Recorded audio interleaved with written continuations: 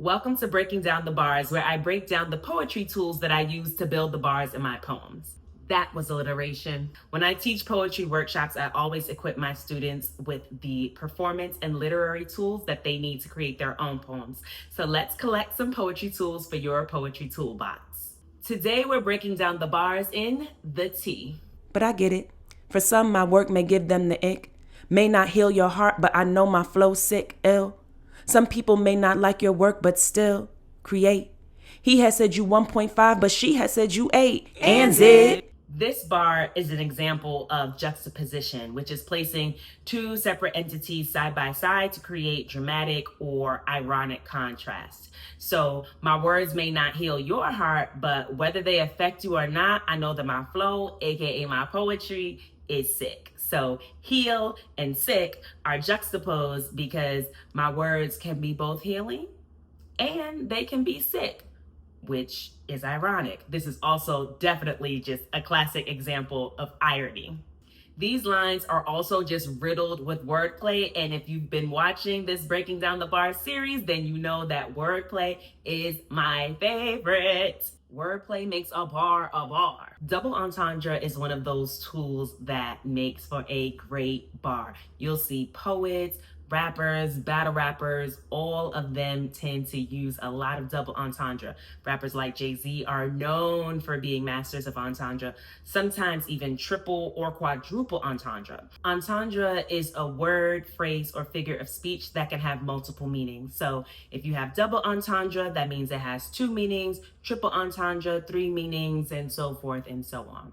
So I say that my flow is sick, but sick can mean, medically unwell. But sick can also mean dope, hot, fire, like sick is a good thing. Then we also have ill. I then say ill. So ill can also mean that you are medically unwell, but ill, much like sick, is also used to describe something that is hot, that is fire. So we had ill being medically unwell. We have ill being something that's like, wow, that is dope.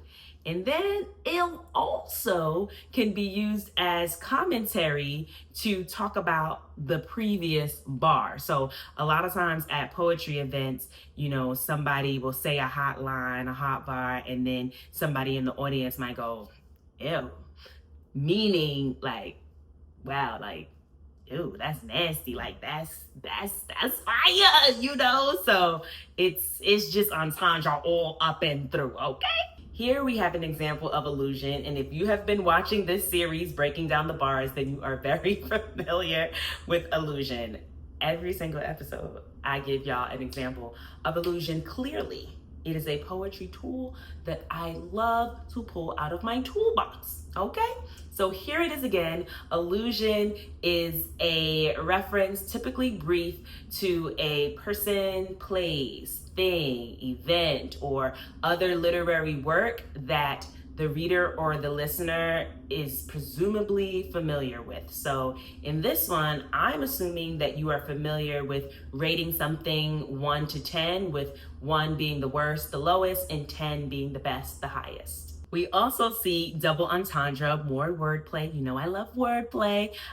So one person rated you a 1.5, which is low. That's not good on a scale of 1 to 10.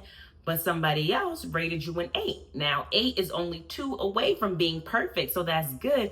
But when writing out the poem, I did not put 8 as in the number 8. I put 8 as in ATE, because if you ate that, then that means you did a really good job. And did. Therefore, 8 is being used as a double entendre.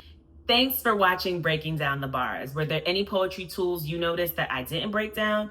Do you have questions? Make sure you put them in the comments. And if you are interested in booking me to lead a poetry workshop, whether in person or virtual, make sure you hit me up on the contact page of my website.